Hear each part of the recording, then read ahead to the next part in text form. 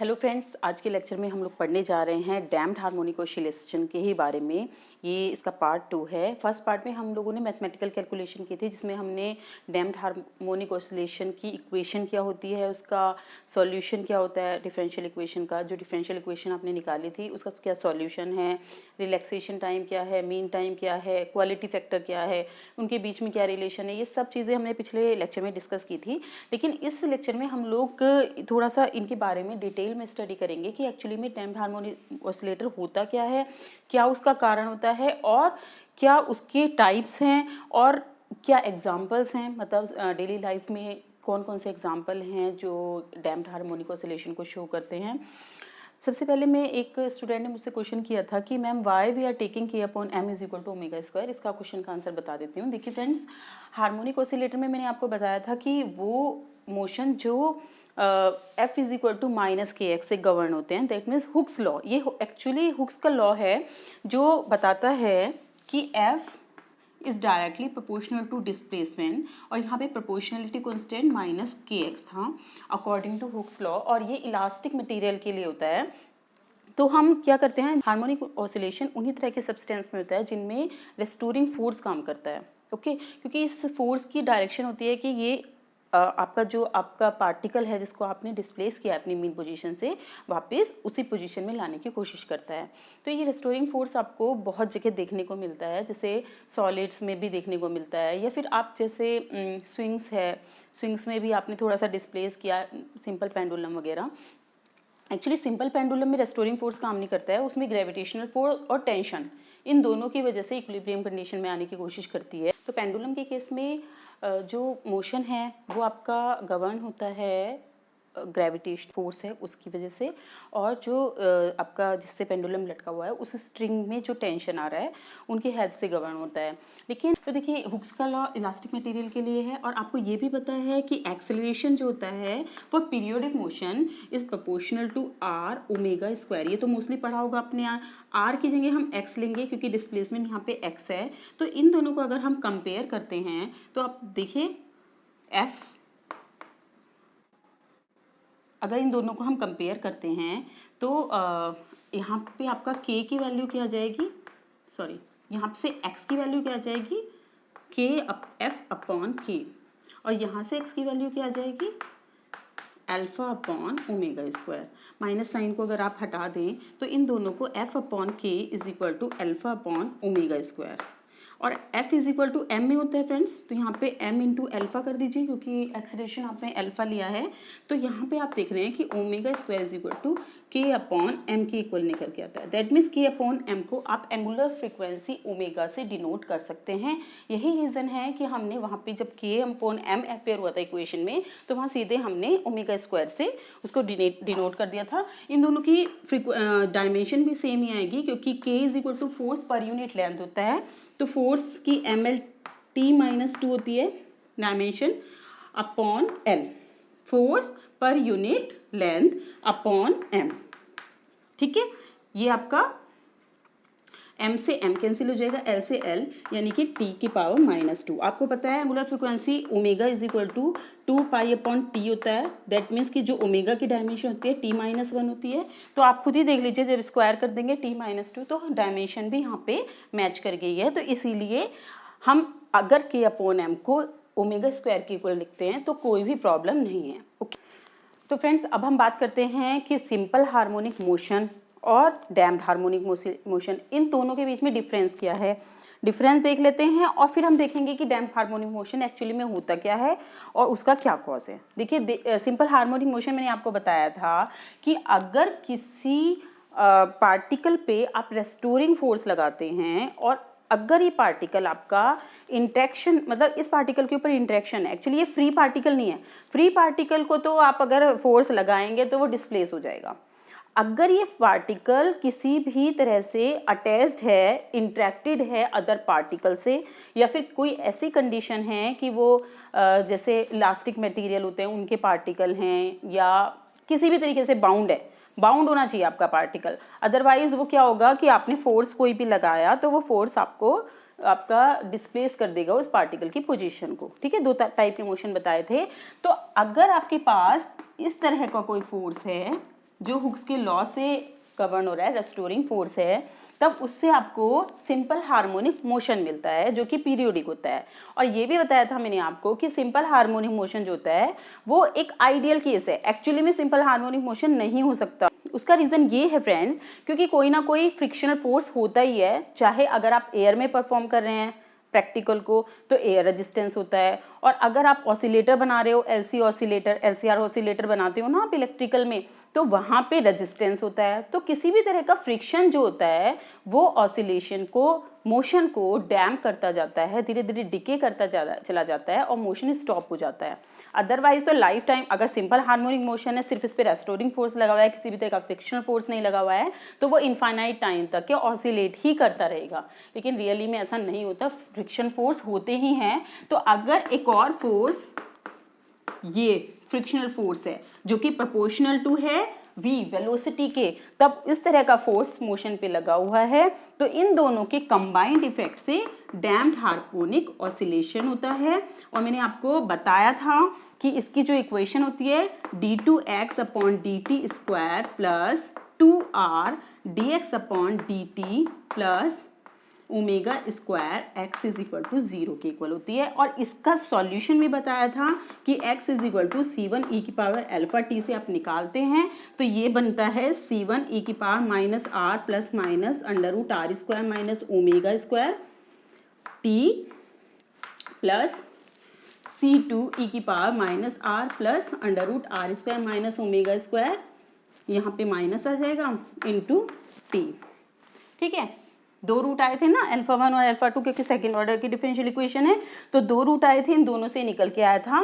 तो तीन टाइप के आपके मोशन बन सकते हैं। एक कंडीशन हो सकती है कि r square is greater than omega square हो, r square is equal to omega square, r square is less than omega square. ये सब आप पढ़ चुके हैं, केवल हम रिवाइज कर रहे हैं। हम ये देखेंगे कि किस किस तरह के एग्जाम्पल हैं किस मोशन में। तो ये टाइप्स हैं, तीन टाइप के डैम्पिंग मोशन होगी। इसको आप कहते हैं हैवी डैम्पिंग,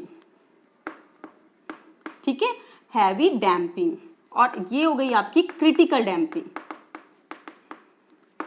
और ये आपकी हो गई अंडर डैम्प्ड। ठीक है, इन तीनों तरह की डैम्पिंग को यूज किया जाता है फ्रेंड्स, क्योंकि ये तो नेचर में ऐसे भी एग्जिस्ट ही करती हैं। लगातार ऑसिलेट करने वाला तो आपके पास होता ही नहीं है कोई भी मोशन। तो तीनों तरह की डैम्पिंग को कैसे यूज करते हैं उससे पहले मैं आपको बता देती हूँ। पहले हम देख लेते हैं कि R क्या है। R is equal to B upon M के इक्वल निकल के आया था जब आपने इस इक्वेशन को सॉल्व किया था ना। तो R आपका B अपॉन 2R is equal to B upon M है। B आपका क्या था, यहाँ से B की वैल्यू F अपॉन V थी, और ये M यानी F अपॉन एम वी। तो आप यहाँ से ही पता लगा सकते हैं P is equal to F upon m v यानी m l t minus 2 upon m l t minus 1 यानी टी माइनस 1 इसकी यूनिट है। दैट मीन्स कि आर भी फ्रीक्वेंसी की यूनिट को रखता है। ये फ्रीक्वेंसी होती है जो आपका एयर रेजिस्टेंस वर्क कर रहा है ना, उसका फ्रीक्वेंसी। तो ये अगर ज़्यादा है नेचुरल फ्रीक्वेंसी से, क्योंकि ओमेगा आपके जो भी ओमेगा के अपॉन एम का रेशियो है वो उस पार्टिकल की नेचुरल फ्रीक्वेंसी है। अगर नेचुरल फ्रीक्वेंसी से ज़्यादा का आपने डैम्प्ड हार्मोनिक क्वेश्चन लगाया, यानी कि जो फ्रिक्शन है वो ज़्यादा है, बहुत ज़्यादा है, तब उस कंडीशन में हैवी डैम्पिंग मिलती है आपको। तो इस तरह की कंडीशन में को आप यूज़ कर सकते हो स्पीडोमीटर में। अब स्पीडोमीटर क्या, कार का स्पीडोमीटर देखा है आपने, जब कार की को एक्सेलरेट करते हो, डी एक्सेलरेट करते हो, उसकी स्पीड हाई होती है, डिक्रीज होती है, तब वहाँ पे आपका एक स्पीडोमीटर लगा रहता है। उस स्पीडोमीटर में एक नीडल होती है जो कि एग्जैक्टली बताती है कि आपकी कार किस स्पीड से चल रही है। तो उस स्पीडोमीटर की नीडल में आपका एक स्प्रिंग लगा होता है, और उस स्प्रिंग में बहुत ज़्यादा हैवी डैम्पिंग होती है, बहुत ज़्यादा डैम्पिंग होती है। और किस तरह की डैम्पिंग होती है, क्रिटिकल डैम्पिंग। अब हम एक बार ग्राफ देख लेते हैं एक्चुअली ना, फिर हमें एग्जैक्टली क्लियर हो जाएगा। देखिए ये डिस्प्लेसमेंट वर्सेस टाइम ग्राफ है। तो आपने कहा अगर हैवी डैम्पिंग है तो एम्पलीट्यूड आपका डिके तो होता है लेकिन थोड़ा सा देर से, लेकिन क्रिटिकल डैम्पिंग जहां आर स्क्वायर लगभग ओमेगा स्क्वायर के इक्वल होते हैं, यानी कि आपने इतना ज़्यादा फ्रिक्शन लगा रही है नेचुरल फ्रिक्वेंसी के इक्वल हो जाए, तब उसमें एकदम इमीडिएटली एम्पलीट्यूड डिके हो जाता है और एक ऑसिलेशन भी कंप्लीट नहीं होता और जो आपका पार्टिकल है वो एकदम रेस्ट में आ जाता है। तो ये आपका क्रिटिकल डैम्पिंग को बताता है। तो इस क्रिटिकल डैम्पिंग को स्पीडोमीटर में यूज़ करते हैं कार के, और साथ में सोकर्स होते हैं। सोकर्स फ्रेंड्स वो होते हैं जैसे कार की सीट होते हैं उसके नीचे सोकर्स होते हैं।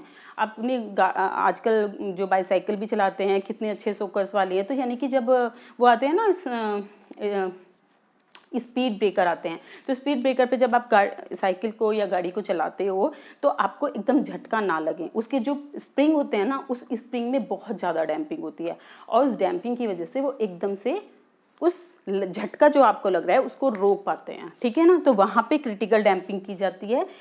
हैवी डैम्पिंग कहाँ की जाती है, जहाँ थोड़ा सा एम्पलीट्यूड थोड़ी देर बाद रुक जाए। जैसे डोर क्लोजर होते हैं ना, जो घरों के डोर क्लोजर लगाए जाते हैं, उसमें क्रिटिकल डैम्पिंग अगर आप लगाएंगे तो दरवाजा बंद तो होगा लेकिन कंप्लीटली बंद नहीं होगा। इसीलिए आप हैवी डैम्पिंग करते हैं उसमें, जहाँ पे R² इज ग्रेटर देन ω² रखा जाता है। तो डोर क्लोज होगा और धीरे धीरे एम्पलीट्यूड डिके होके वो एकदम कंप्लीटली क्लोज हो जाएगा, ठीक है।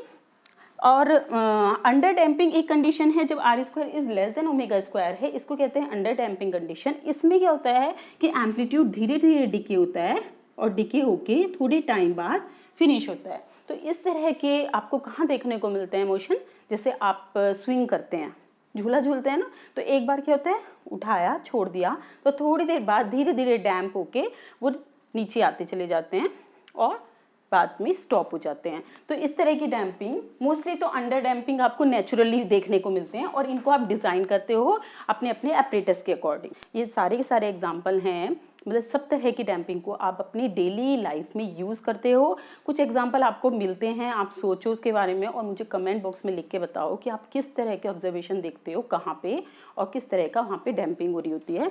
तो ये चीज़ तो आपने देख ही लिया, और आपने डिफरेंस भी देख लिया है कि सिंपल हार्मोनिक मोशन और ये डैम्प्ड हार्मोनिक ऑसिलेशन क्या है, इनके बीच में डिफरेंस क्या है।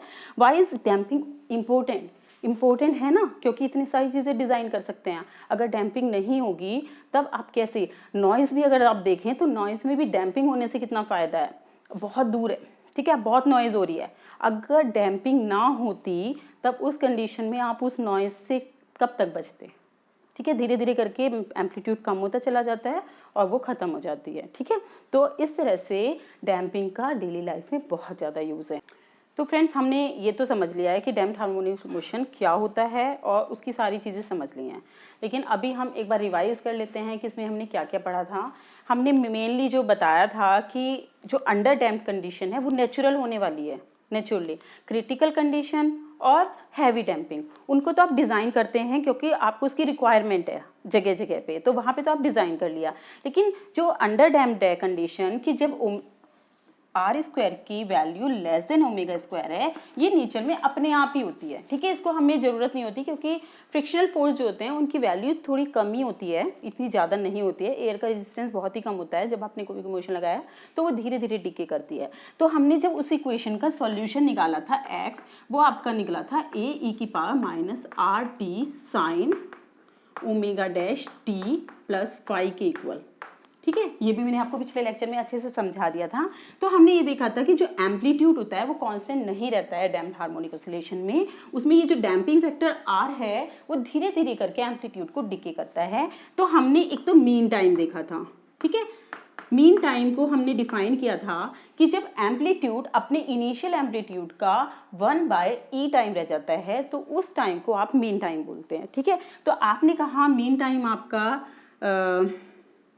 आपने T' मान लिया, तो हम मान लेते हैं कि हमारा इनिशियल एम्पलीट्यूड तो A0 है, ठीक है। तो final amplitude A is equal to A0 e⁻−RT हो जाएगा। और जब ये A0 अपॉन E के इक्वल हो जाए तो उसमें जो टाइम लगा T' वो आपका क्या हुआ, मीन टाइम। और इस T' की वैल्यू यहाँ से कैसे निकालेंगे, दिस e⁻−1 हो जाएगा। e⁻−1 को e⁻−RT से कंपेयर किया RT' से, तो आपके पास आ जाएगा RT' is equal to 1 and T' is equal to 1/R। तो आपको ध्यान रखना है जो मीन टाइम है वो आपका 1/R है, और वो डिफाइन होता है कि जब एम्पलीट्यूड 1/A टाइम हो जाए, ठीक है। और अगर आप बात करें रिलैक्सेशन टाइम की, तो उसमें आपने बताया था कि जो पावर होती है E, energy is equal to define होती है E0 e⁻−2RT से, ठीक है, ये फॉर्मूला भी हमने निकाल के दिखाया था, ये टोटल एनर्जी के लिए है। जब टोटल एनर्जी अपनी इनिशियल एनर्जी की 1/a टाइम रह जाती है, तब उसमें जो टाइम लगता है उसको आप बोलते हो रिलैक्सेशन टाइम। तो टी की जगह टॉ, ये टॉ रिलैक्सेशन टाइम को बता रहा है, तो इसमें टॉ इज इक्वल टू हो जाएगा 1/2r। तो रिलैक्सेशन टाइम 1/2r आता है और मीन टाइम 1/r के इक्वल आता है। इन दोनों के बीच में ये डिफरेंस है, ठीक है। इसके बाद एक चीज़ बताई थी मैंने आपको, क्वालिटी फैक्टर। क्वालिटी फैक्टर का एक्चुअली बहुत फ़ायदा है, क्योंकि क्वालिटी फैक्टर से ही आप बताते हैं कि कोई भी सब्सटेंस आपको यूज़ करना है या नहीं, ठीक है। डैम्पिंग के लिए जितना ज़्यादा क्वालिटी फैक्टर है उतना ही डैम्पिंग धीरे धीरे होगी, ठीक है। और जितना कम है क्वालिटी फैक्टर उतना ही डैम्पिंग तेजी से होगी, यानी एम्पलीट्यूड उतनी तेजी से गिरेंगे। क्वालिटी फैक्टर और रिलैक्सेशन टाइम के बीच में एक हमने वो भी एक रिलेशन भी एस्टेब्लिश किया था, जिसके according quality factor Q is equal to omega into tau के इक्वल था, ठीक है। तो आपने ये सब चीज़ें बहुत अच्छे से ध्यान रखनी है, क्योंकि फॉर्मूले में यूज़ होती हैं, ठीक है ना। जब भी कोई आप कैलकुलेशन करते हैं तो फॉर्मूले में यूज़ होते हैं। फ्रेंड्स, आप लोगों के लिए जो मैथमेटिकल क्वेश्चंस हैं उसको मैं वेव्स के ये तीनों के तीनों हार्मोनिक ऑसिलेशन में, आपके पास सिंपल हार्मोनिक मोशन, डैम्प्ड और फोर्स्ड हार्मोनिक ऑसिलेशन है। तो अब पहले मैं फोर्स्ड हार्मोनिक ऑसिलेशन कराऊंगी, फिर उसके बाद तीनों तरह के क्वेश्चन के एग्जाम्पल एक लेक्चर में समझाऊंगी आपको मैं। तो इसलिए आप थोड़ा परेशान मत होना। तो ये लेक्चर यहीं खत्म होता है फ्रेंड्स, नेक्स्ट लेक्चर में फिर मिलते हैं।